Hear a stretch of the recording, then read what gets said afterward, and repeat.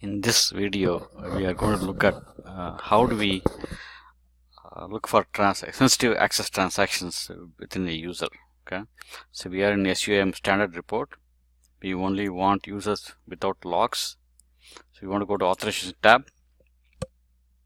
Okay, so we want to put in an object s_t code.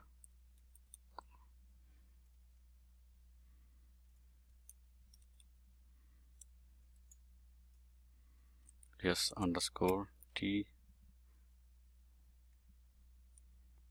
Okay, enter values. Okay, so now we want to put STMS. Let's say, for example, you want to put STMS or SE06. Okay, let's say we want to look for users with STMS or SE06, or we can just use one transaction. Okay, so now if you want to add an object, you can also add an object. Okay, but we are just going to look for users who have access to STMS. So STMS is a transaction which lets you import any transport into the system. So only basis people should have access. Okay, and that should be very limited number. So now we execute this.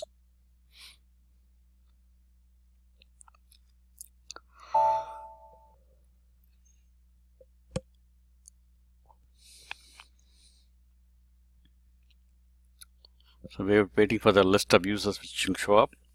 Okay, so see here, for example, here you have almost 1487 users who have access to this transaction. Okay, that's not good.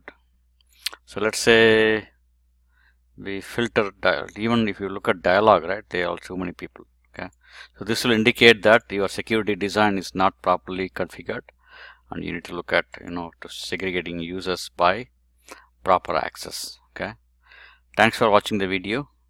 Please click on the link below to download the step-by-step tool, cybersecurity tool. Thank you.